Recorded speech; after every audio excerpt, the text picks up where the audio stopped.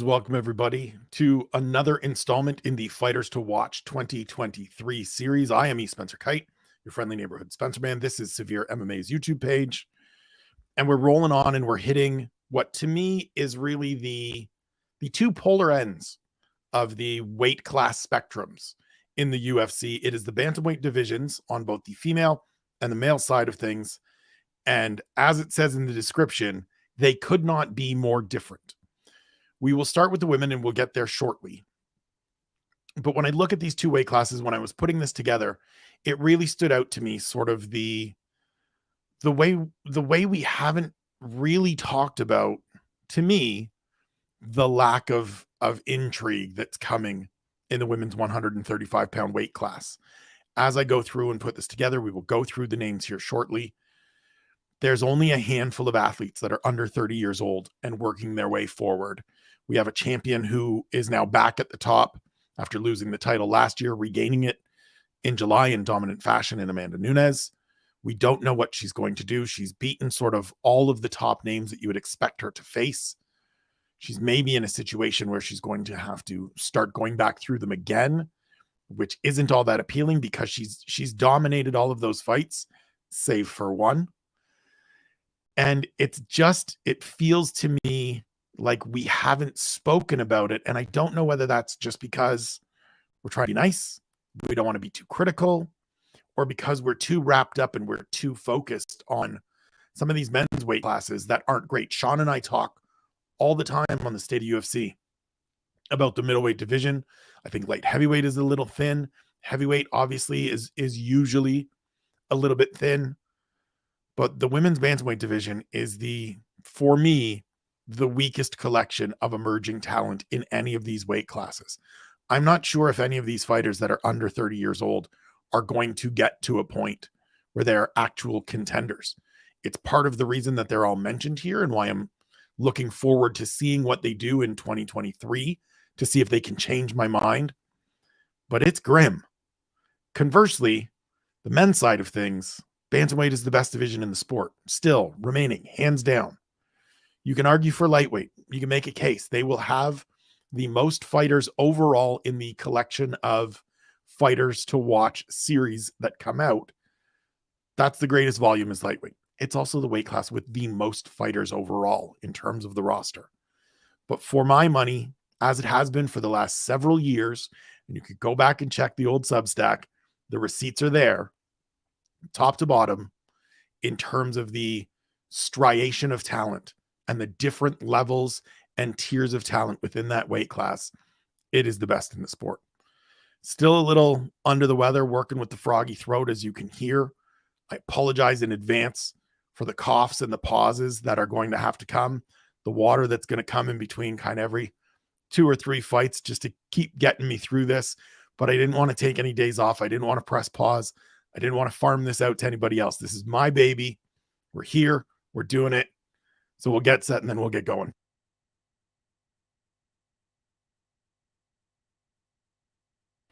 All right, here we go. First up, Irene Aldana, 34 years old, 35 at the end of March. She's 14-6 overall, 7-2 in her last 9. She's won 2 straight, both by stoppage. She is somebody that has been close for a while, sort of in that mix, right? She had a fight on Fight Island, I believe it was, against Holly Holm, where if she had won that, she was going forward because she was coming off the knockout win over Catelyn Vieira, first person to defeat Catelyn Vieira. But then she suffered that loss and it set her back a bit. She's now won 2 straight. She's coming off the body kick knockout of Macy Chasson. She doesn't have anything booked yet. And so looking at this division and looking at who Amanda Nunes has already fought, looking at who there is sort of available, it wouldn't surprise me if Irene Aldana gets a championship fight next. I don't know how that goes. She's someone that's always been a little bit interesting to me because the boxing is good when it's good, if that makes sense. When she sits down on her punches, when she actually commits to throwing, it's really good, right? The knockout of Catelyn Vieira is the example. But when it's not right, she just looks like somebody that's going to be number 6 through 8 in the division. And again, as always, being the 6th best fighter in any weight class is an accomplishment. It is not something to be ridiculed. It is not something to be taken lightly or disparaged. But it's also one of those things where if you can't get over that hump, you sort of lose out and run out of time that we're going to continue to pay attention to you and continue to wait and see if you're able to put things together and get to that contender point. I think she's kind of running out of time. If it's not this year, I don't know if going into your turning 36 year, we're going to be sitting around and waiting to see if Irene Aldana can still clear that final hurdle. So if she gets that championship opportunity, that's great for her. If it's got to be one more, that's a must win. And so we'll see what the UFC has in store for her in 2023 in the first half, and we'll go from there. Next up is Julia Pena. She's 34 years old. She just had a baby daughter in October, so congratulations to her and her husband. So she still might not be back for a bit. I don't know what her parenting plans are. I don't know what her maternity leave plans are. And so this could be one of those things where we saw Mackenzie Dern back 5 months after her daughter was born. We may not see Julia Avila back until, a year after her daughter is born, which would be October at the earliest. She's also in the process of recovering from a knee injury, right? She hasn't fought since June 2021. She was pulled from a fight because she suffered a knee injury, then decided, since I'm going to be laid up anyways, let's have our first child. They have, away we go. Now, to the fighting part of this. She's 9-2 overall. She's got some pop. She's got good finishing instincts. We've seen that from her, both in Invicta and in the UFC. She's someone that has always felt like she could put it all together and make a little run. But again, we get into this age range at 34 and coming off a long layoff where I'm just not sure. And so for me personally, I would love to see her back in Q3 or Q4, right? Come back in the summer or in the fall. Let us get a read of where you're at. Let's see where things are, figure out whether that window's closing or if this time off has kind of bought you a couple gap years where we have to reset the clock a little bit and think of you. Sure, your age is 34, but we got to think of you as somebody that's, sort of 32, 33, doesn't have as many miles on them because 11 fights, it's not a ton of miles. She won a bunch of those handily and quickly, but we'll see. She's one of the people on this list that still has a little bit of upside if she's able to make the most of it. So we'll see when she comes back. We'll see if she's able to do that.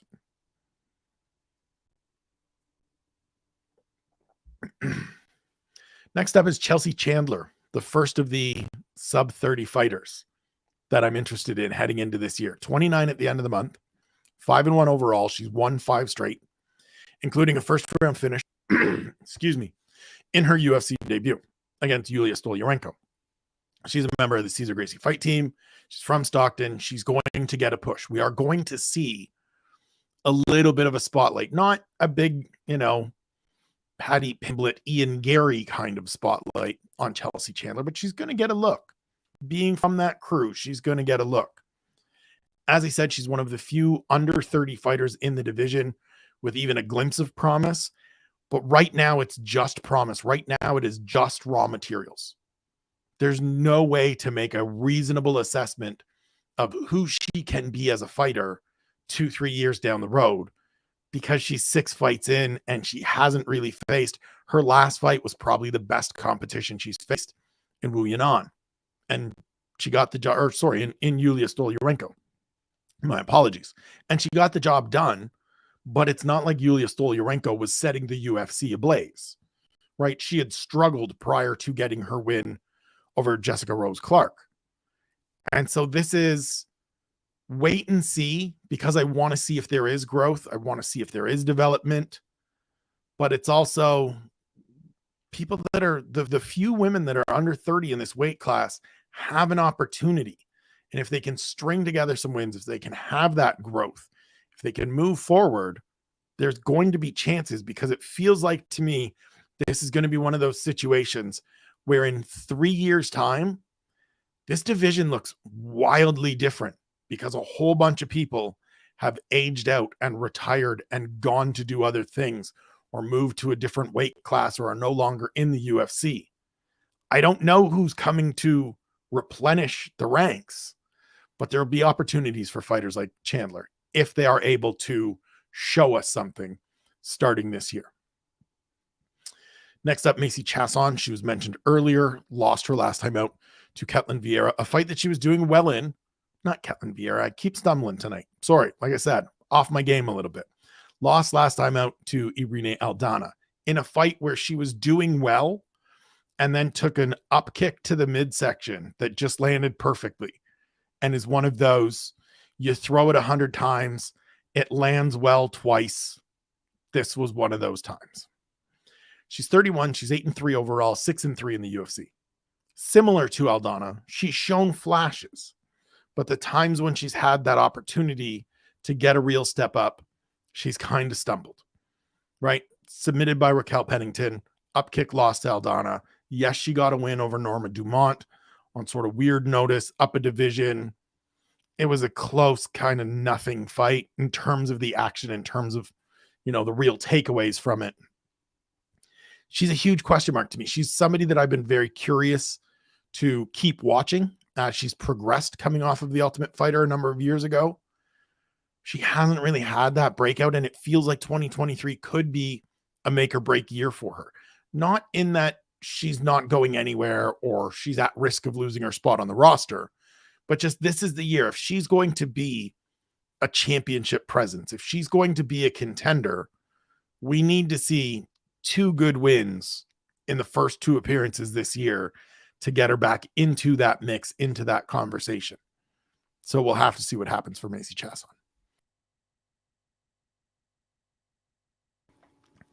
Next up, Holly Holm, 41 now. Fought only once in the last 2 years, losing a split decision last year to Catelyn Vieira in a fight that kind of propelled the judging discussion into the spotlight in 2020. She's still competitive, clearly. A lot of people thought she won that fight against Vieira. She beat Aldana earlier, as we talked about. The only losses of late have been in championship fights. And so it's Chris Cyborg, it's Jermaine Durandamy, and it's Amanda Nunes. No shame in losing to any of those women. So she's still competitive. My question is, can she hang with the best anymore? Is she still the sort of number 1 or number 2 contender in this division? Or is this where we start seeing a little bit of that backslide? Because Holly Holm has been fighting professionally in boxing or MMA for a long time now. And at some point with everybody, no matter how well conditioned you are, no matter how well you take care of yourself, Father Time catches up to you. He is undefeated. That dude comes for everybody. She is set to fight Yana Kunitskaya at the end of March. It's a fight she should win. It profiles as a fight she will win. And so let's see, right? This is, to me, a perfect booking because we're going to find out what we need to know about Holly Holm in that fight. If she is still competitive, if she is still meant to be a contender, she blows through Yana Kunitskaya. If it's close, we have to have a different conversation.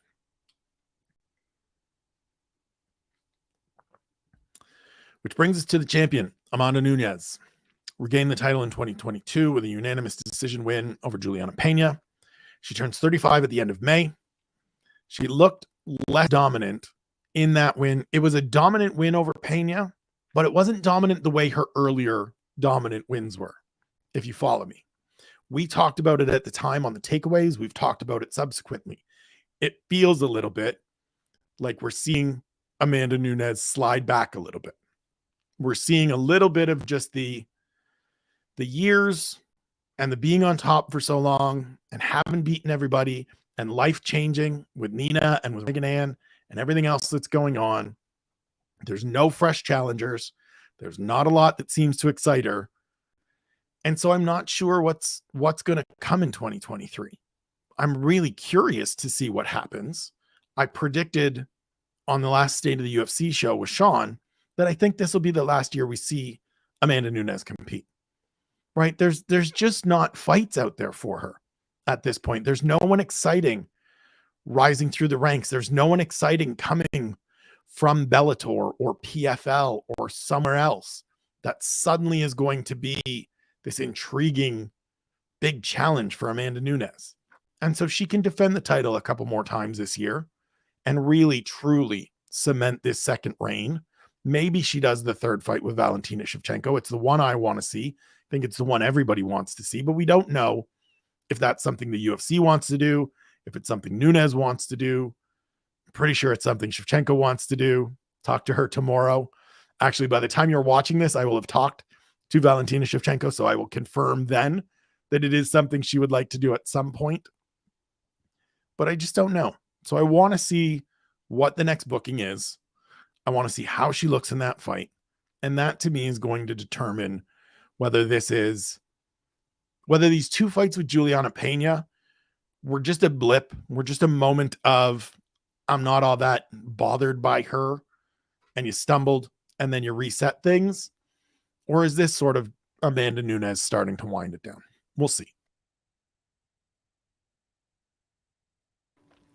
Which brings us to Juliana Pena, who dropped the title back to Nunes in her lone appearance of 2022. She's 7-3 in the UFC. She's 11-5 overall. And the notes that I have here, it says that just doesn't feel like an elite talent. It just, I'm not trying to disparage Juliana Pena, who did exactly what she said she was going to do in that first fight with Amanda Nunes. Said, I'm going to be the one to beat her. Went out there, got dominated in the first round, came back out and said, nope, not tonight. And beat her. Can't take it from her. 100% got the win, legit. She's just always felt like more of a grinder and sort of that great number 3 or 4 in the division than a real true contender. And I think we saw that play out prior to that win, right? There were a couple losses. There was the Germaine de Randamie loss where it was get submitted by Germaine de Randamie, which made her coming out and talking about I'm the best grappler in the division crazy because you were submitted by a striker. She, like Nunes, doesn't have anything booked yet. That fight was at the end of July in Dallas. Nothing booked yet. So I'm curious to see where this goes. Do we get a trilogy? Which I'm not all that interested in. I don't need to see it. You can make a case for it because it is 1-1. Pena got the finish. Nunes didn't, but it was decisive. Do you have her fight somebody like Irene Aldana? Do you have her fight somebody like Macy Chasson? Those are options. And so, similar to the champion, I want to see the direction the UFC points her in and points us in with her in her first fight of this year, because that will tell us something. Next up is Raquel Pennington, who is 34 years old, 14-8 overall, 11-5 in the UFC. She has won 4 straight. A lot of people probably don't know that because it kind of even snuck up on me. She submitted Macy Chasson at the end of 2021, and she won a unanimous decision over Aspen Ladd at UFC 273. She is booked to fight Catelyn Vieira on the first event of this year, so in 10 days' time as of when I am recording this. She's in a position here where go out and beat Catelyn Vieira, you might get yourself another title shot. And I know there will be people that are moaning and groaning right now because we've seen her fight for the title before, and it was one-sided, and her corner should have stopped it before it was stopped. But to me, there's always been a caveat on that performance.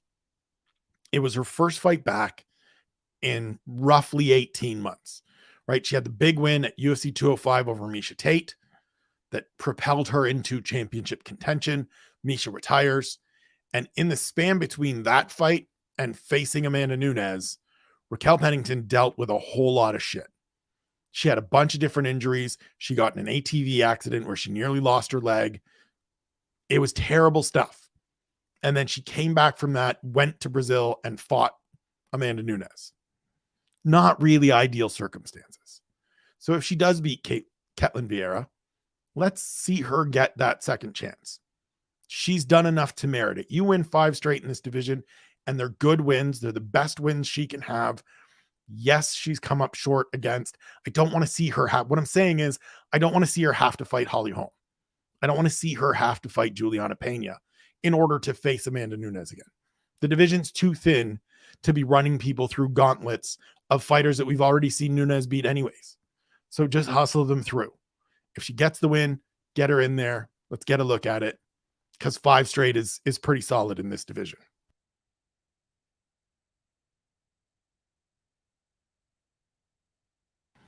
Next up, Lucia Pudilova, who returned to the UFC in 2022 at UFC 278 with a win over Wu Yanan.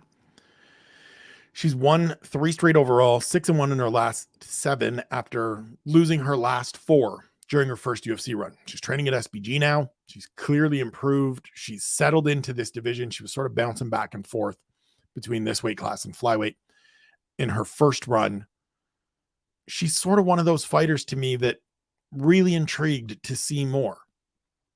It's difficult to get a good sense of the level of improvement based on her results outside of the UFC, just because the level of competition isn't necessarily there. She looked very good in the win over Wu Yanan. There were clear improvements, as I said, clear developments. Let's see some more. Let's get another fight. I want to see a good assignment. I want to see her get a step up. And like Chelsea Chandler, she's one of the few fighters under 30 that we need to be paying attention to. And that if we care about the life of these divisions, we're crossing our fingers that this run of late over these last 7 fights is legit. And she's turned a corner and she's becoming somebody that can be eventually a contender in this division. Because if she can't and Chandler can't, it falls on this next fighter. And I don't think she can be either. And that's Carol Hossa. So she just turned 28. She's 16-4 overall, 5-1 in the UFC. Good numbers. Got back into the win column last time out after losing to Sarah McMahon in March. To me, she's always been good, but not great. And it doesn't seem like she's going to clear that next hurdle. Right? The fight with Sarah McMahon, she got taken down, could not get back up to her feet in the first 2 rounds. And that was it. It's a 3-round fight, and Sarah McMahon can wrestle you for 2 rounds. End of story. She looked better last time out, but she's just another one of these athletes to me that feels like she's stalled. She got to a certain level, showed some promise on the way there, but then it just stalled. It's just plateaued. That doesn't mean that she can't take another jump. Doesn't mean that she can't find another tier, another level. Maybe she does. Trains with a good group, the PVT group. But I'm just not sure. I need to see it. Right? I need to see it. She's ranked in the top 10, top 15 maybe. She's going to get a good assignment. Get her in there with somebody established that we know what it means to beat them, that we know what they bring to the table. And if she can win that, we'll have another conversation. And maybe I'll change my tune on whether she gets to be, eventually rises to be a contender or not. Right now, I'm not sure it happens. Maybe she changes my mind. Next up, Mayra Bueno Silva, 31 years old, moved to the Bantamweight division last year. She's 9-2-1 overall, 4-2-1 in the UFC, but 2-0 since moving up to 35. Good start so far. Booked against Lena Landsberg in mid-February. Perfect litmus test. Perfect secondary kind of show me it again, right? Last time out was the awkward fight with Stephanie Egger. She tapped, no, I didn't. Yes, she did. Weirdness. It's a good performance. It's a good finish, but it's sort of just one of those weird, let me see it again situations. And so if you can go out and beat Lena Landsberg, who is a tough out just in terms of she makes things interesting. She makes things grimy. She's hard to get out of there. Then we'll talk, because then you're 3-0. Then you're moving into the top 15, top 10. Then you're fighting some of these people that have a little more cachet, have a little more name value. And so definitely one that I'm paying attention to. She's past the 30-year-old threshold, but still young enough in her career in terms of the mileage, in terms of the number of fights, that there is some upside there. So let's see if she can make the most of it. Last fighter on the female side of things is Catelyn Vieira, who I have mentioned a number of times here. 31 years old, 13-2 overall, 7-2 in the UFC, won her last 2. She should, in my opinion, be 8-1 in the UFC, because I feel like she beat Yana Kunitskaya when they fought in February of 2021. And look, people can argue she deserved the nod against Holly Holm last year. She landed the more impactful blows throughout that fight. As we have come to learn, thanks to that fight, Control time and just pressing someone into the cage doesn't mean anything. She is a fighter to me that has been kind of permanently on the brink of a title shot, right? Goes back to the win over Kat Zingano. Then she had her knee injury. She came back, lost to Irene Aldana, has to reset. Resets, loses to Yana Kunitskaya, has to reset. Gets this win over Holly Holm. Now we've reset. We're moving forward. Can she take this next step when she faces Raquel Pennington in a couple of weeks? Because if she has a big performance there, that feels to me like a title eliminator. I don't know that the UFC has come out or will come out and declare it to be that, because I think they like keeping those options open. But if she goes out and has a big performance against Raquel Pennington, stops that winning streak, extends hers to 3, she should fight for gold at some point this year. She should be able to say, I've done enough. Title next. That's all I'm doing. That's it for the women. As I said, it's not a big group. It's a tough group to get through in terms of looking at people that are super exciting, that really get you pumped up as I want to see the development. There's a couple of them, those under 20, those under 30s. There's a couple that are a little bit older than 30 that are still in the mix. Hopefully, 1 or 2 of these athletes pop this year and we get some new life. We get some new energy in this division, because it feels really flat, really stale right now.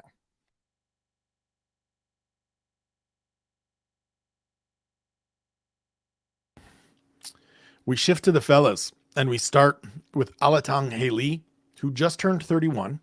He's won his last 2. He's unbeaten in his last 3. And he's 4-1-1 in the UFC. He's one of these Chinese athletes that had a lot of fights early and sort of a rough overall record when you look at it. But he's 6-1-1 in his last 8 fights, and he feels to me like somebody that's finally starting to put it together, that's finally kind of figuring it out. He's realizing, okay, I've got some pop. I've got some defensive skills in terms of defensive wrestling. I've got some offensive wrestling as well. He's intriguing to me because he's in that lower half of the division, but working forward. And there's lots of opportunities in this division. So if he can go out, and I think he's going to be the kind of guy that we see some of these Dana White Contender Series graduates sort of put through against. I think he's going to be that guy after 1 or 2 wins where it's okay, face this veteran. He's capable of beating some of those guys. And if you beat a couple of those Contender Series grads that show promise, then you start getting some momentum, and it becomes 1-4 and unbeaten in 5. Then we're starting to move forward and you're facing some familiar names. So keep an eye on Alatang Haley this year.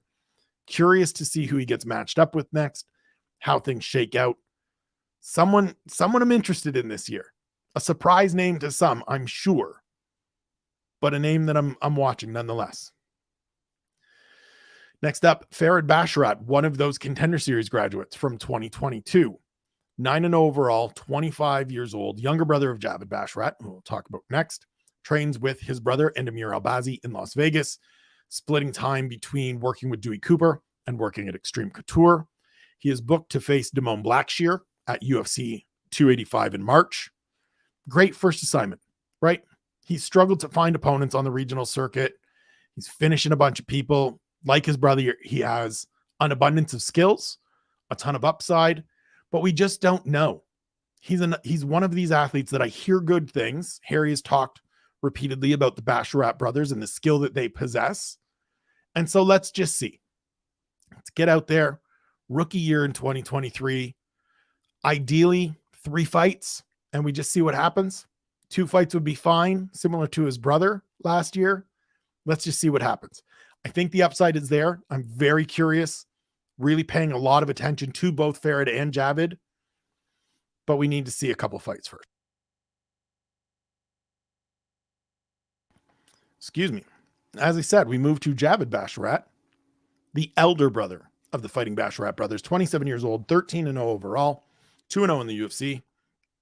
Defeated Trevin Jones in his debut and beat Tony Gravely in his sophomore appearance.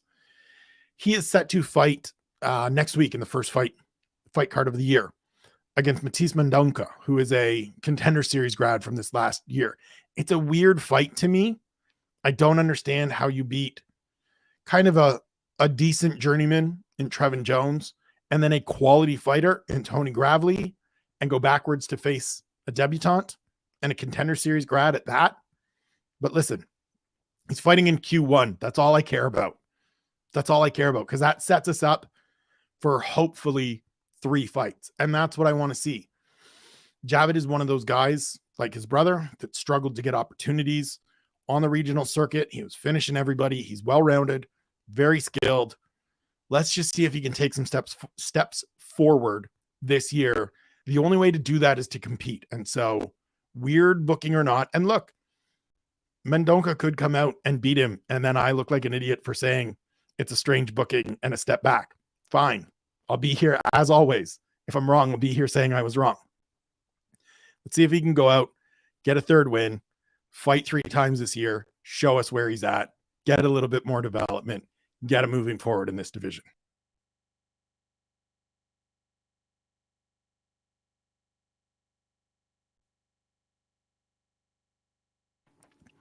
Next up is Mario Batista, who for me is a dark horse to make the top 15 this year. He's 11-2 overall.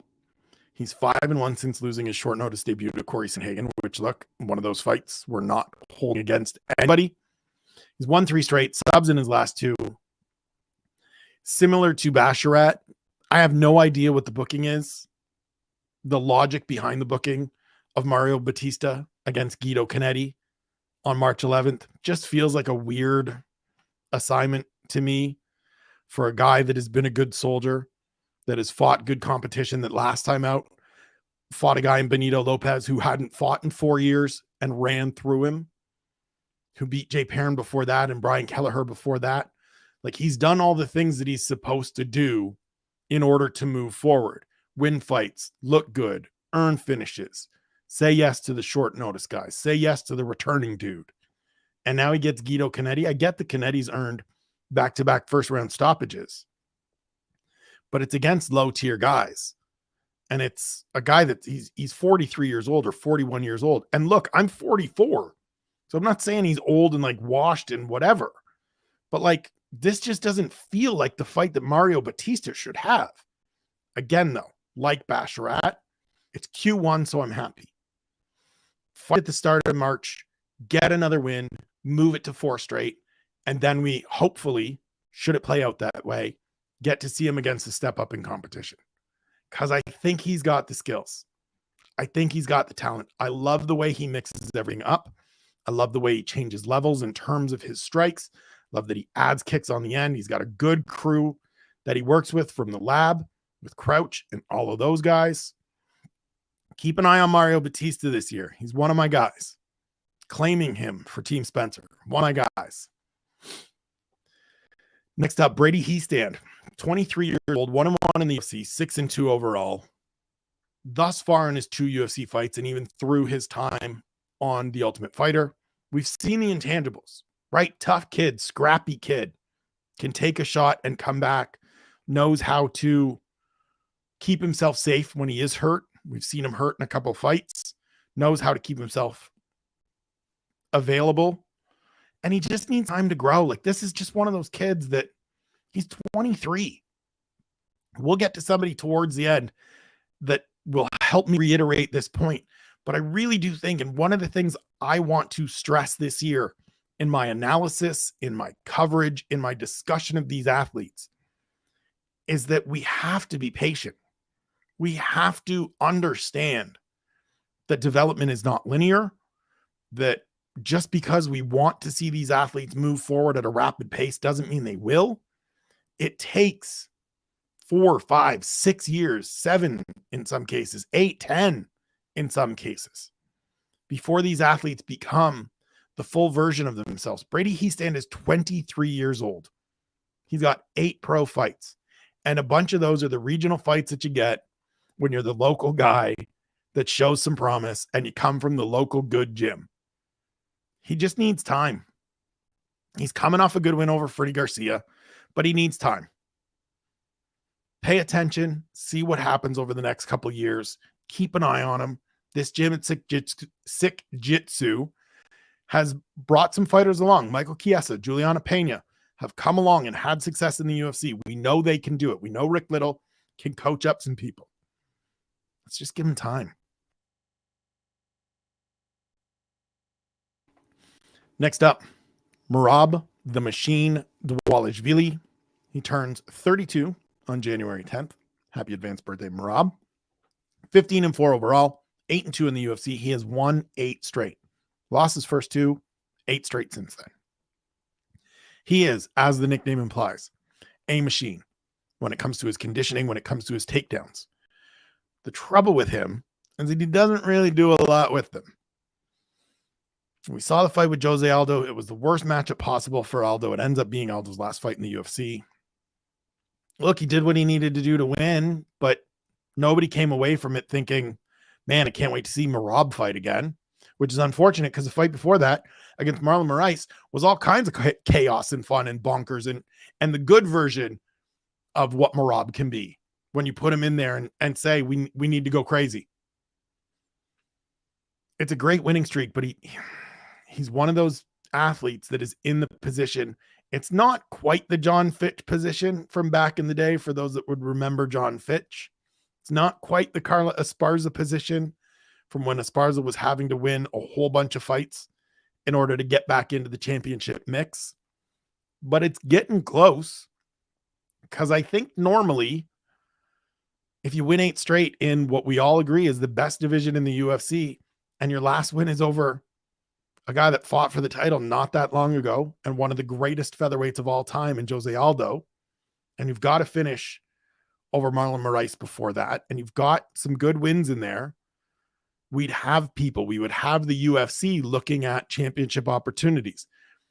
Now, Aljamain Sterling, his training partner and dear friend, being the champion complicates things. Absolutely. But he beat Aldo in August, and there's still nothing booked. And that tells me something. That tells me that the UFC is waiting to get everyone else around them booked, and then they'll figure out what's next for Merab. He feels to me like he is going to be the odd man out, either as long as Aljo is on top and he keeps winning, or until he loses. Then you can start doing the reset. But for right now, listen, 8 straight wins, you have to pay attention. You have to. I don't care if you don't like the way he fights. You have to pay attention. The man has won 8 straight fights in the UFC. If it were easy, more people would do it.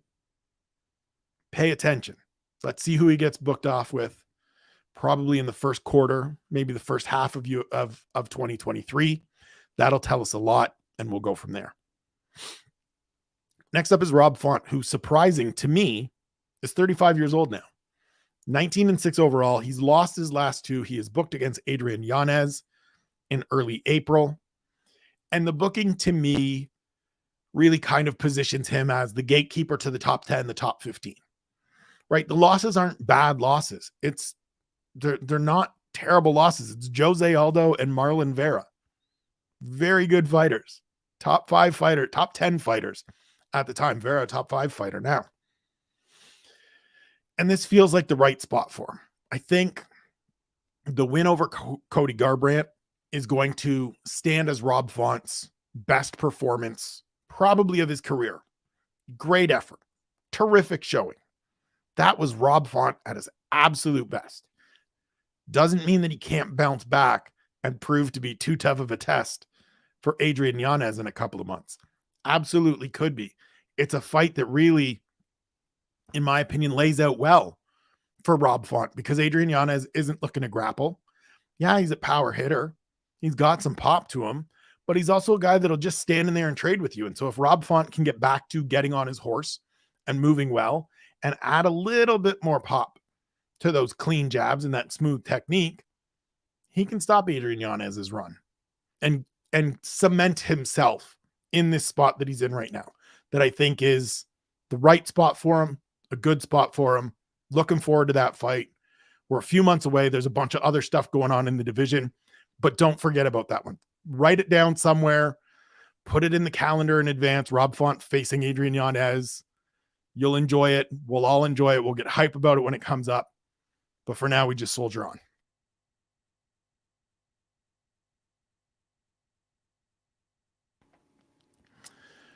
And we arrive at Chris Gutierrez, who is one of the more interesting fighters in this division to me coming into this year.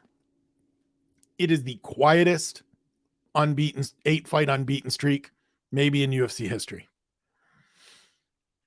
Like if I told you that, you wouldn't believe me that he's undefeated in his last 8 fights. He's 10-1-1 in his last 12. He's the guy that knocked out Frankie Edgar in Frankie Edgar's retirement fight at UFC 281. And it's just time to find out if this is for real or not. And I don't say that disparagingly to Chris Gutierrez, who I think is a good fighter. I just don't know if he's a great fighter. He is the quintessential, is he legit or is he just lighting up lesser competition? And people are going to want to shout that I'm calling Frankie Edgar lesser competition. Frankie Edgar was lesser competition. That night he was. Historically, Frankie Edgar is miles ahead of Chris Gutierrez. That night in November, lights out. Far and away, reverse those positions. And so let's see. You go unbeaten in 8 straight. You merit a step up in competition. There are too many good fighters in this division for him to continue facing guys that are outside of that top 25. I would like to see him get somebody with a number next to their name. Get him in there with somebody that's in the lower third of the rankings. We're going to come up to Syed Nurmagomedov soon. Yes, please.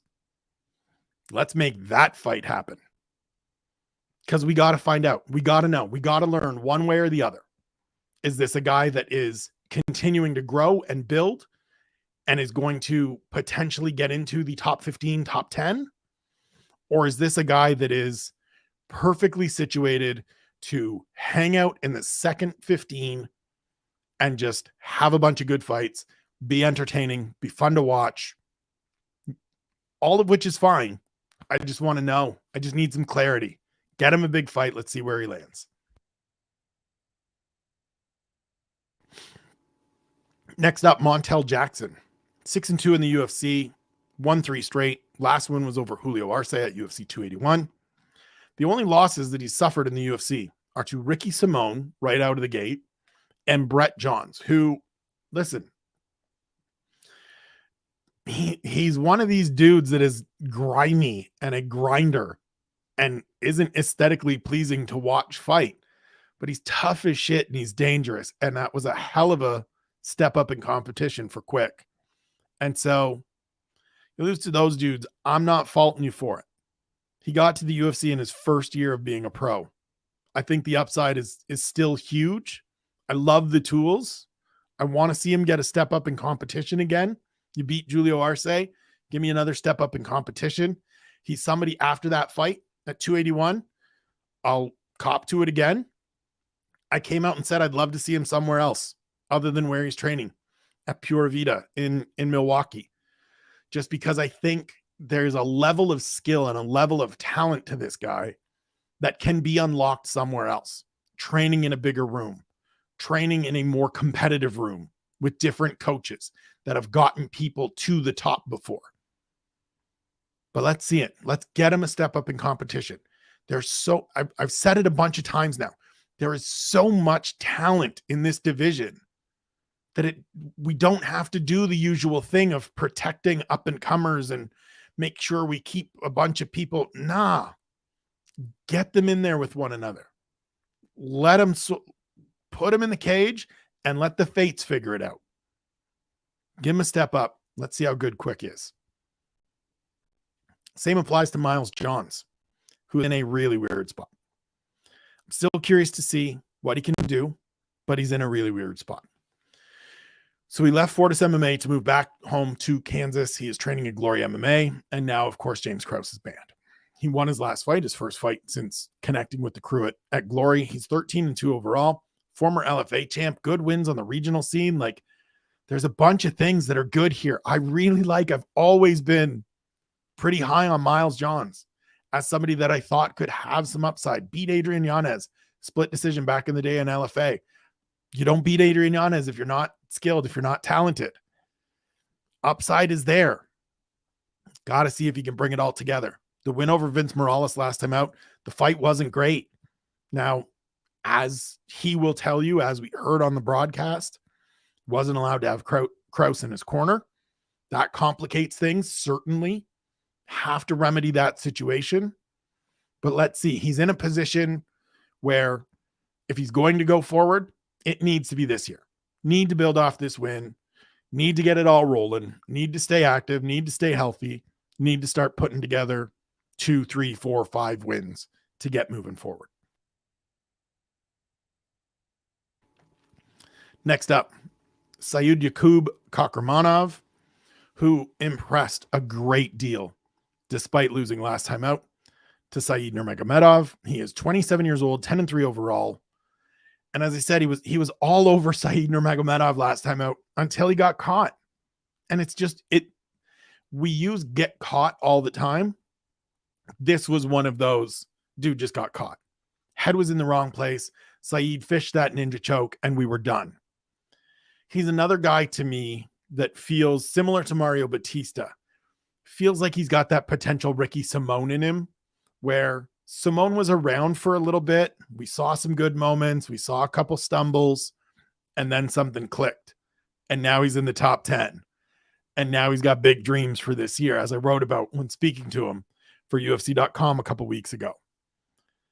Kakramanov hasn't said yet that he's got these big dreams. He hasn't worked his way into the top 15, but I can't come away from that fight with Nurmagomedov thinking anything other than this kid is a handful.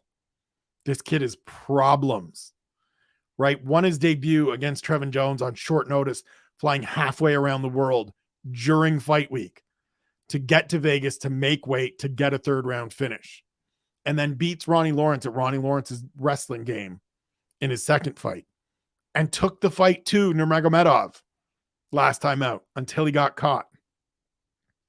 Really high on this kid, really interested to see what 2023 brings for Kakramanov. Should still get some good opportunities.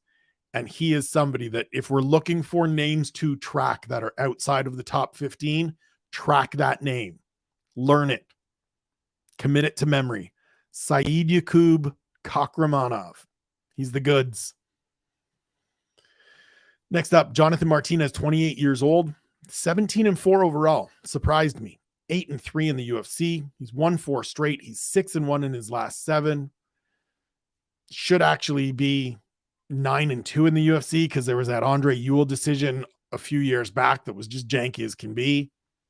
He's another one of these guys like his teammate, his training partner, Chris Gutierrez, that is just an under-the-radar cat from Factory X that is putting it together.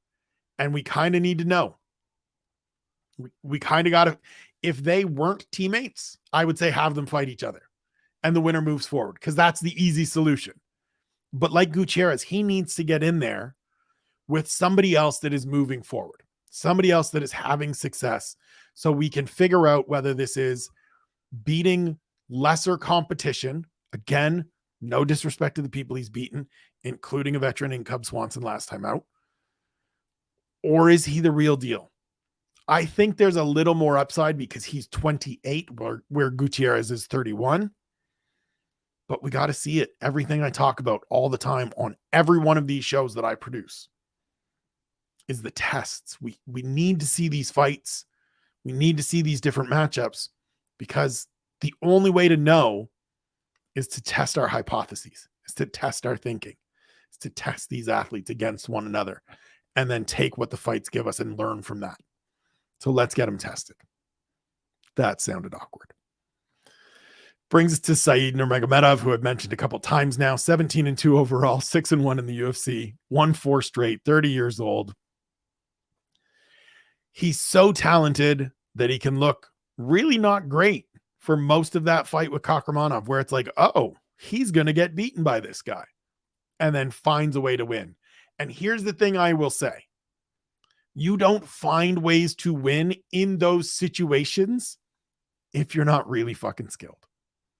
Right? It's the reason why, and I talked about it with Erin Blanchfield, it's the reason why her fight with JJ Aldrich was such an important fight for me watching, and I think for a lot of people that were watching or should have been. because you don't find victories when everything is going the wrong way unless you're really talented.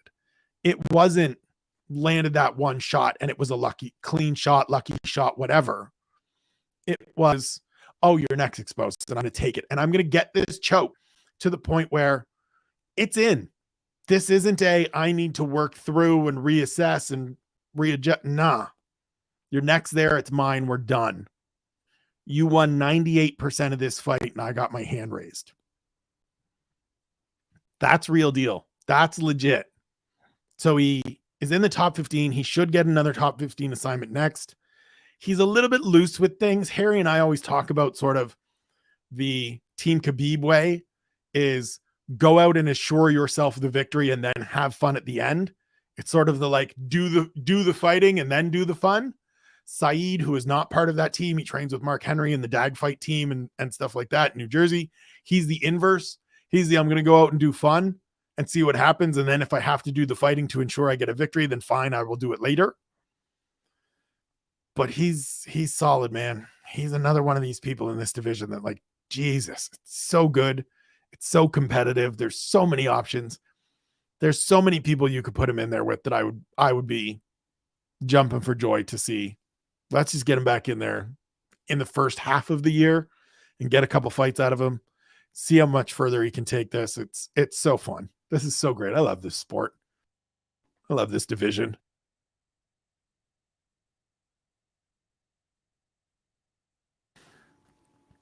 I also love Umar Magomedov. He is one of the best prospects in the sport. He was on my list that came out on Monday on osdb.com of the top prospects in the UFC this year. 26 years old, 15-0 overall, 3-0 in the UFC, 3 good wins. He's fighting Raoni Barcelos next week on the first event of the year. And it says in all caps in my notes, oh boy, I can't wait. Because this is exactly what I wanted for cousin Umar, who is part of the Team Khabib crew. This is what I want to see. This is what I want to see. He's 26 and he's getting the veteran test, right? Harry and I talk all the time about the different types of tests there are. So last time he got the Nate Maness test, which is the dangerous guy that might be able to beat you if you're not careful. Didn't happen. Cruised through him. Now he gets the veteran test. Barcelos bounced back from his loss to Victor Henry at the start of last year with a good win. Solid record overall. Crafty dude. Good everywhere. Big lips test for cousin Umar. I think he passes. I think he probably passes with flying colors if I'm being completely honest and transparent a week out. I think he cruises. And I think we come away from it going, Jesus, this guy should be fighting top 10 guys now. And I think it's all going to come down to how quickly the UFC wants to try to progress him. Because the talent is there. It's just a matter of, do we slow play it a little bit, or do we just hustle him up into the mix and get him in there with somebody in that middle third?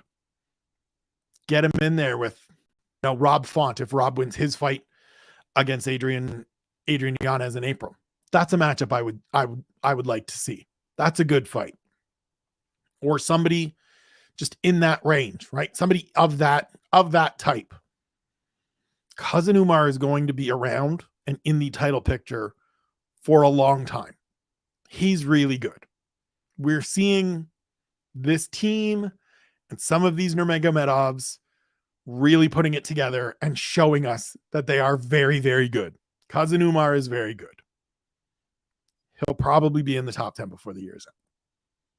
He may even be in the top 5 if the UFC wants to push it. He's that good. Also quite good, Sean O'Malley. And I am here right now to do this one. I was wrong.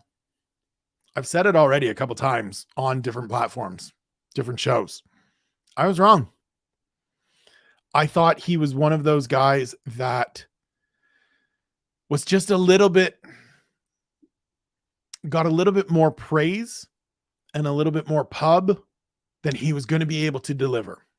And I was wrong. Because whether you scored that fight against Petr Yan for him or not is irrelevant to me. We said it going in.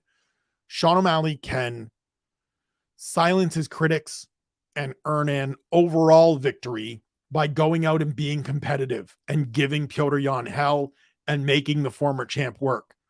And he beat him. Hats off to him. Hats off to him. And he should be fighting for the title next.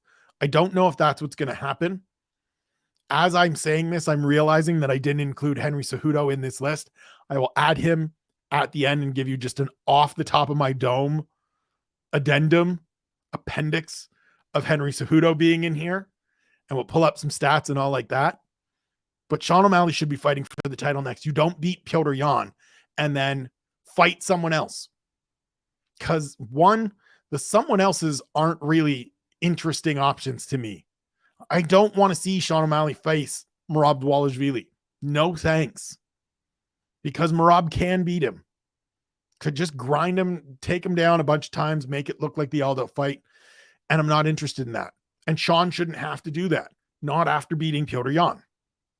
So whether it's next or not, sit tight, kid. Hang out, tape your podcast, dye your hair, smoke weed, kick back.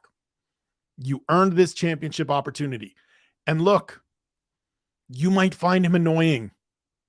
He is one of those guys where the personality obscures the fact for some people that he is super skilled, super talented. It's easy to dismiss. It's easy to say, he's hype. He's the super talented. Annoying as shit at times. Way too out there, way too covered at times. Super talented. Earned a title shot. Congratulations. Sit tight, get your title shot. Next up, Kyler Phillips. Still only 27 years old. 10-2 overall, 4-1 in the UFC. Coming off a submission win at UFC 271. Owns a win over Song Yadong. Facing Rafael Assunção in early March. He's just another young fighter in this division to track that has genuine upside. Like, he's been ranked in the top 15 before. Right after that win over Song Yadong, he got ranked. Then he stumbled. I can't remember who beat him. And he took a step back. And there's a little bit of like, got to figure out the gas tank, got to figure out the conditioning. You know, the last one was a really good win. Marcelo Hoyo, good performance. Like, just carried it throughout. It was the first time in a while that we saw Kyler Phillips sort of figure it all out and do the like, I can play to my strengths, but I also don't have to race. I can have some stuff left in the third round. I believe it was a third round sub, if I'm not mistaken. If he's figured it out, if he's put it together, he becomes another interesting name in this division. Assunção is a great fight. He's coming off the win over Victor Henry. That sort of reaffirmed that, hey, I'm not done yet. Yeah, I lost 4 straight, but go look at who they were. I'm not losing to these up-and-comers. I'm not losing to these hopefuls yet. Great fight. If he can beat Rafael Assunção, he's back in that mix, and we get more people to be excited about. Do you really want to argue with me that this is the best division? Anybody? I know there are lightweight loyalists out there, but seriously, this division is ridiculous. We move on. Christian Quinones, Problema. 26 years old, member of the Dana White Contender Series class of 2021. 17-3 overall, 1-0 in the UFC. He's a little wild. He's a little loose. He's got some pop. And he's one of those guys for me that I already know. I feel like I already know the baseline. And the baseline is all action, entertaining guy. Worst case scenario, he is a Chris Lytle. He is a Joe Lozon type. Always in fun fights, always entertaining, not going to be necessarily a contender, but every time he fights, you're going to be like, that dude's so much fun to watch because he's going to get out there and he's going to sling it. And sometimes he'll land and sometimes the other guy will land, and it's always going to be fun. If he tightens up the defense and he makes a few adjustments and he grows a little bit, it could be better than that. And it could be a handful because the power is real. And power is a great differentiator, especially in these weight classes, right? Where everybody's fast and everybody's sharp and everybody's quick and everybody's power can be a defining characteristic. And he's got tons of it. And so got one in last year to get his rookie year done. Let's see what the development is in year 2. Let's see how he gets matched up. Let's see if he tightens up that defense a little bit. And let's just see what kind of wildness we get from him. It's going to be a hell of a good time watching him fight. Can't wait.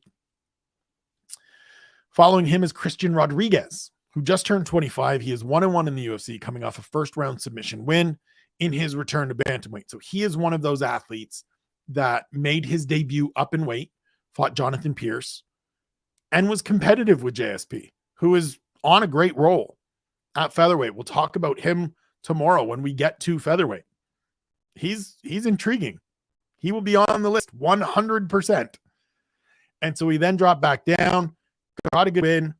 He's another member of the just needs experience camp, right? Similar to Brady Heastand, similar to a bunch of these athletes that we're going to talk about, especially coming up this next trio or quartet, if you include Quinones, of fighters. All just need experience. Like, it's impossible to say who they are or what they're going to be because they're so young in their UFC journey. Give him time. The tools are there. It'll be interesting to see who he gets next. There's no need to rush him. He can hang out in the bottom half of the division for right now. Building skills, gaining experience, building cage time, see where it goes. That very much applies to Raul Rojas Jr. as well.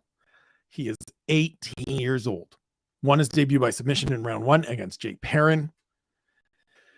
He might be the most fascinating fighter on the roster for me coming in this year, just because he's 18, and it's going to be so captivating to see how he progresses and develops and how quickly the UFC looks to bring him along. There's so many questions with him as he goes forward, and challenges are going to come.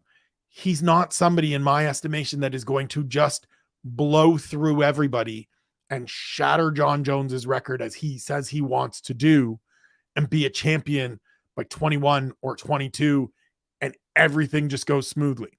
If he is, more power to him. Holy shit, would that be amazing? I will thoroughly enjoy chronicling it. But here's the good stuff already. At 18 years old, he knows who he is as a fighter. He knows his strengths. Harry and I talked about it on the takeaways after his win over Jay Perrin. Goes out there, he starts throwing, he's getting jabbed up, and he goes, nope, this isn't for me. It's time to grapple. And he dominates, and he gets the finish. At 18, he made that read in there right away. Yeah, this ain't working. I don't like getting jabbed in the face. Let's go to the grappling. So intriguing. Might have to move up at some point. He already has a big frame and a big physique for this division. And as he continues to mature and grow up, literally, he may have to move up. He may end up at 45. He may end up at 55, somewhere down the road. He should 100% be slow played. I want to make this clear. He should be slow played, slowest of all. There's no need to get him in there with veteran tests yet. Maybe not even some of the other good, really young talent. Just let him get some time in the cage. Take your time with it. He's got 5 years to chase John Jones's record. June 6th, 2028. That's the date. That's a long way away. It's 2023. He's got 5 years and change if he to beat John Jones's record. And I don't know if he will. I don't think he will, because nobody has yet. And John Jones is a freak of nature. But it's going to be fascinating to see how this kid progresses. Can't wait to see it. So excited. Looking forward to seeing how Cameron Saman progresses as well. He just turned 22 shortly after his win in his debut. He is 7-0 overall. And the thing that jumped out for me about him, both in his win on the Contender Series earlier this year and his win in his debut, is the poise and composure. So in each of those fights, in his Contender Series fight, he got down early. Just sort of opponent Joshua Wong Kim came out and was on top of him early and really controlling the fight with his offense. But as the gas tank started to go, Cameron Saman was just like, cool, my turn. Cruise to a victory, got a 3rd round finish, a great finish at that. His debut was similar. Got matched up on short notice with Stephen Kozlow, who came in as a replacement. And Kozlow had some success early. But same thing. We had the moment with the illegal knee. Could have absolutely shaken this kid. And at 21 at the time, verge of turning 22, there would be no excuse. Like there'd be no misunderstanding what happened. You couldn't fault him for it. Your UFC debut, you screw up royally, you hit a guy with an illegal knee, they take a point, completely understand if everything just goes to shit. Instead, this kid goes back to his corner and is like, yep, I guess I need a finish. And they're like, yep, you need a finish. And he goes out and he gets it. Those are intangible things that jump off the screen to me, that make me fascinated to see what this kid becomes. I love that he is being shepherded along by his teammate, Dricus du Plessis. He's really intriguing. The division is just full of intriguing people, full of fighters to watch. Pay attention. It's the best division in the sport, by far. Next up is Corey Sandhagen, who snapped a 2-fight skid with a very good win over Song Yadong. He is facing Marlon Vera on February 18th. I cannot wait. That one is already in the calendar. He's in the title mix, but he probably needs one more. I know he talked to my fellow British Columbia resident and Canadian James Lynch in the last couple of days and said, look, if I beat Cheeto, I should get the title shot because whatever. Sean O'Malley beat Piotr Jan. I'm sorry, dude. He beat Piotr Jan. I like Corey Sandhagen a lot. I got all the time in the world for Corey Sandhagen, but he beat a guy that you didn't beat. And this isn't necessarily MMA math. And if you want to say, close fight, 3 rounds, whatever, dude got his hand raised. And yes, you'll have beaten a guy that beat Sean. Great. I think Sean's next. You beat Cheeto. It's a great win. It puts you right back in the mix to go and win one more. There'll be options. Maybe you're the guy that fights Merab later this year. Because you're the guy, because I think Sandhagen's the guy that can probably take it to Merab a little bit and avoid some of those takedowns and do some work in the in-betweens of those takedowns. But like, look, he is a world of skill, understanding to make the adjustment to throwing elbows in the fight with Song Yadong that leads to the cut, that leads to really shifting the fight in his favor, like fully. It's great stuff. He's so sharp. He's just been a little bit off in the biggest moments, right? Just a little bit off, little asleep at the wheel to start his fight with Aljamain Sterling. Little bit off against TJ Dillashaw. Little bit off against Piotr Jan. If he switches that little bit to the positive, as we saw with Song Yadong, he'll stay in the title mix this year. And he maybe gets another shot, and he's capable of winning it. He's that good. He's capable of being a champion. 100%. Stand by that.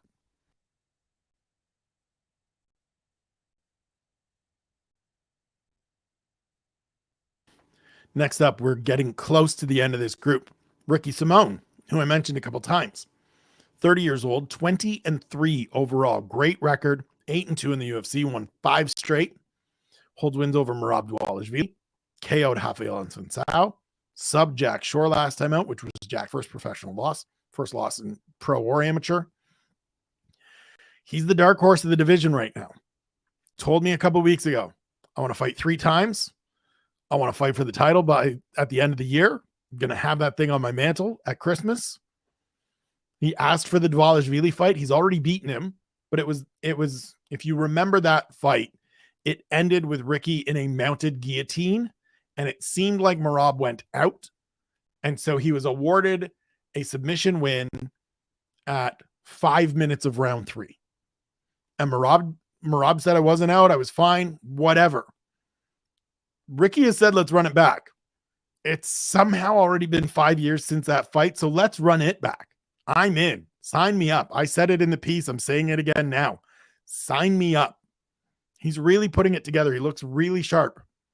The wins he's had, the victories he's put forth lately, merits a step up in competition. So whether that's Merab, whether that's Dominic Cruz, as he mentioned, like there's some people out there Get Ricky Simon to step up in competition.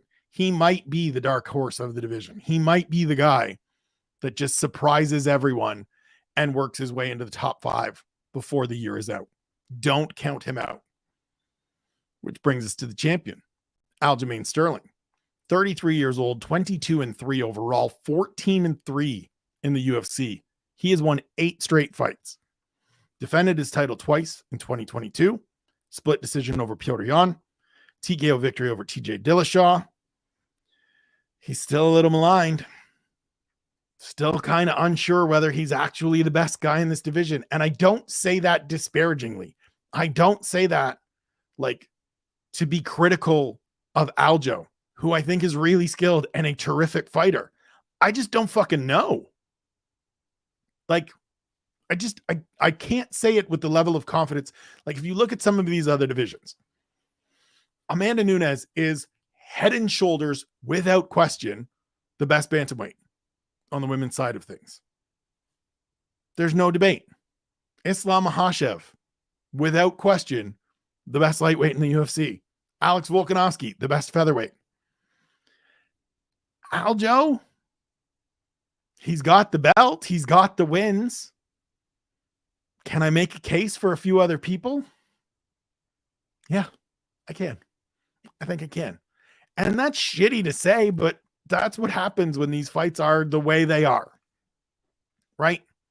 It's not replaying the results. It's not revising history. There haven't been the dominant moments that you want to see from a champion that give you that feeling, that sense of, okay, this man or this woman is unquestionably the best in the division. So as it says in my notes, he could really use a statement effort in 2023. Whether that's Sean O'Malley, whether that's Henry Cejudo, whoever it is next, he needs to pick a dance partner and then go out and shine. Go out and dominate. Or else this is going to turn real quick into a, see, I told you Aljo was never any good. And that's horseshit. Aljamain Sterling is a terrific fighter. I don't care about how things went in the first fight with Petr Yan and whether you think he was faking. I don't care whether you think Yan won the second fight. And the TJ Dillashaw thing, you cannot fault Aljamain Sterling for any of that. He did his part. Still just want to see a real state. Like, if he could go out and have the performance he had against Corey Sandhagen in one of these title defenses, he would shut everybody up. That's what's missing. Let's see if he can get it in 2023. God, I can't wait for this division to get rolling this year. So good. Brings us to Marlon Chito Vera. A second straight strong year for Chito. 2-0, wins over Rob Font and Dominic Cruz, facing Corey Sandhagen, as I mentioned very recently, on February 18th. It is the main event. It is 5 rounds. It is top of my list right now of Q1 fights. He's won 4 straight. He's the only guy to actually beat Sean O'Malley, which is aging quite well. He's 10-2 in his last 12 fights. And I said earlier I was going to eventually get to somebody that speaks to the, we have to let fighters develop and we have to be patient. Chito Vera is exhibit A through Z in hold on until you make your assessments and let these athletes grow. His development has been incredible to watch. He's been in the UFC for over 8 years. He made his debut in November of 2014. It's taken this long because he started super young. He's 30 years old. Just turned 30 in early December. It's taken this long because he started young. He was inexperienced, and it just takes time. And he got the time to do it. He was afforded the opportunities to progress. He wasn't hustled along too quick. He moved step by step and added skills and kept working with better groups, right? Moved to the States, training with Colin Oyama. Hooks up with Perillo and that crew and moves to the OC and is doing great there and builds and builds and builds to where he's a top 5 fighter now. But it took 8 years. So some of these 23-year-olds, some of these 24-year-olds, 25-year-olds, like the guy I'm going to talk about next, if you're looking at them and saying they're finished products at 25, stop it. They're not.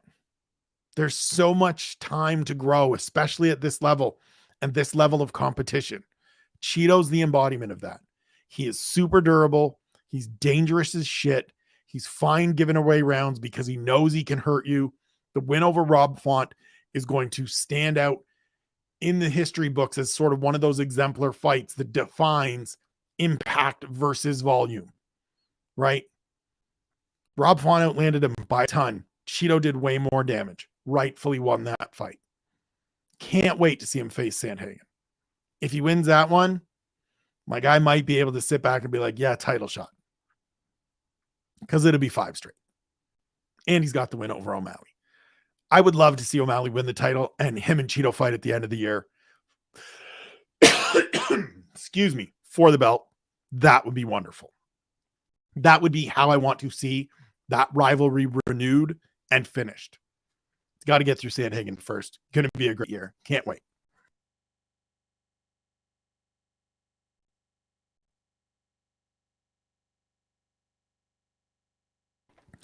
Next up, the 25-year-old I mentioned is Song Yadong, who was 19-7-1 with 1 no contest overall, 8-1-1 in the UFC.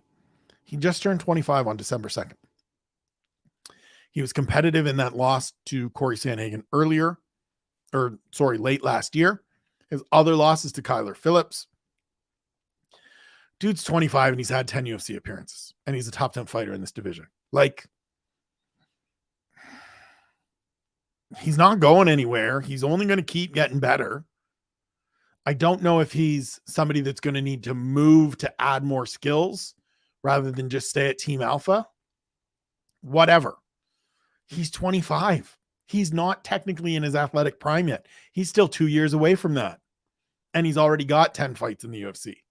So if you don't think that this guy that has all of this experience and is 8-1-1 in the UFC and beat Cheeto Vera, whether you think it's a controversial decision or not, went shot for shot with Cheeto a couple years ago, if you don't think this dude is going to keep getting better or has the room and the ability to keep getting better, you are crazy.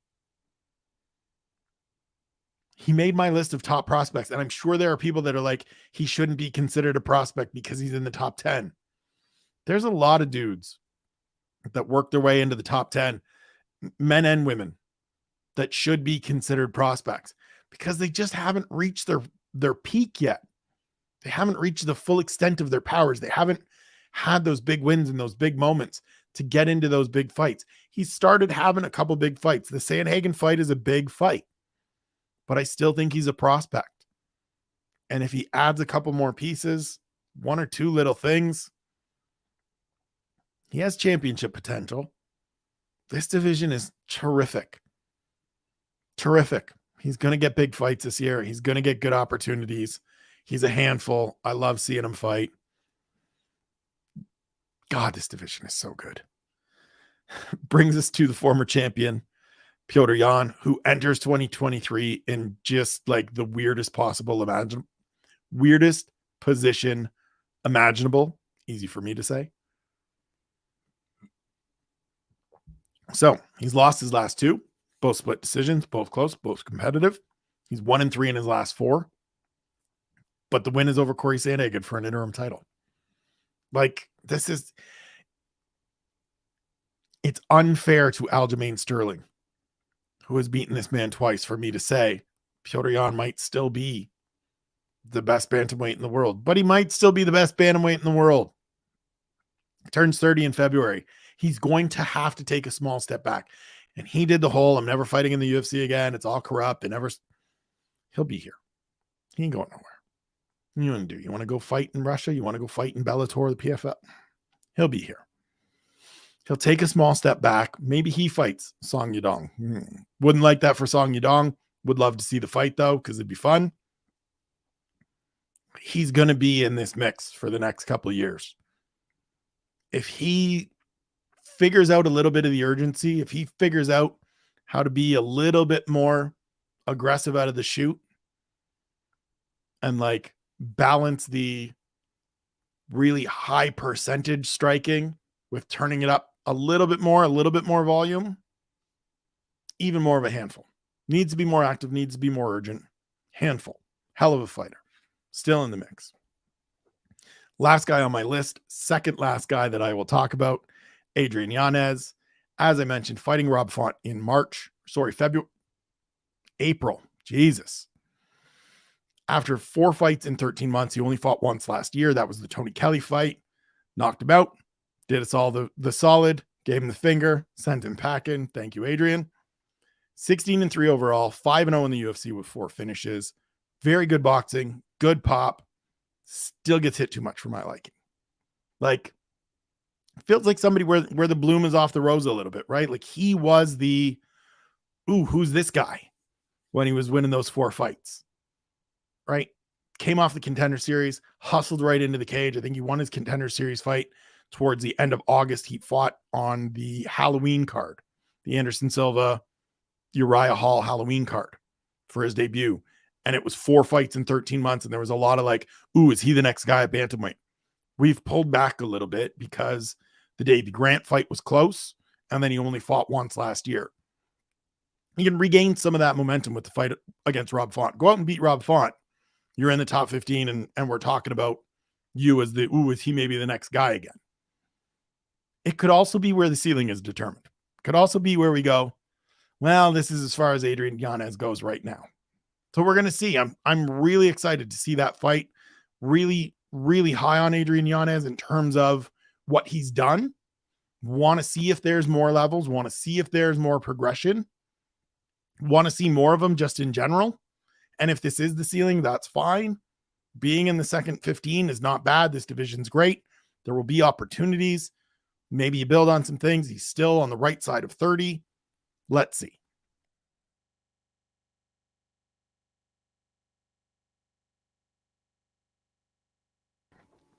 The last one before we get out of here, we'll add it on the fly. The wild card of the division, the former champion, Henry Cejudo. Totally forgot that Henry Cejudo has resubmitted himself to the USADA program, intending to return.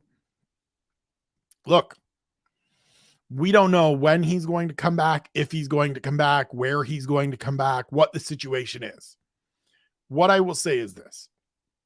Henry Cejudo, when he left, and I'm grabbing my phone so that I can pull up the actual numbers to give you like proper age and things like that. But when Henry Cejudo left, he was putting it all together really well and looked really good. The win over Demetrius Johnson is a all-time great win, just in terms of beating that dude. Close fight, competitive fight, split decision. Maybe he didn't deserve the nod. Doesn't matter. Got the win, got the belt. It's a great victory. Beats TJ Dillashaw. Quickly, cleanly, cold. Beats Dominic Cruz. Quickly, or goes up, gets the bantamweight belt against Marlon Moraes in a fight where he has to make adjustments. Looks good doing it. Goes out, beats Dominic Cruz quickly, cleanly, cold, and then says, hasta luego. Dude was putting it together. He's 35 right now. He will be 36 in early February. So that's a little bit like, hey man, you've been doing this combat sport thing for a long time, but he's had the layoff. So maybe that recharges him. It's really good, man. Like it's so tough to men and women, I should say, not just man. It's so tough. Like he is so cringy, but dude is so good. Like just so good. 16-2 overall. The losses are DJ and Joseph Benavidez by split decision. Like Jesus. I don't want to give him credit. I don't want to sit here and be like the dude that makes pillows of everybody's face and is so annoying with the self-appointed nicknames and triple CCC that just doesn't make sense on the shirt. He's a great fighter though. And has he added on more stuff in the 2 years that he's been away? Does he come back and become just yet another intriguing name in this division? I like that it seems like it's going to be 35 and not his crazy idea of I'm going to go up and face Alex Volkanovski, because I just didn't need to see that. Come back, try to get your belt back. If he gets the next title shot, fine. I'm okay with it. I think it should be Sean O'Malley, but the dude gave up the belt and walked away. And so if you want to get him in there, perfectly okay with that. Just another intriguing fighter to add to this mix in 2023. This division is bonkers. My voice is going. We're almost at 90 minutes, which is the sweet spot for these shows. Gonna cut the ending real quick. I love you guys. I appreciate you watching. I love this series. I'm fighting through the illness to put this thing out because it means so much to me. Thank you for watching. Thank you for subscribing. Sign up for the Patreon, SevereMMA.com/pints. Costs you $5. Just go and do it. It is well worth it. Please sign up. Go follow everybody on Twitter. You know the names by now. I will tweet them out attached to this post when I put it out on Thursday. Thank you. I love you. We'll be back tomorrow with featherweights. We'll see you then.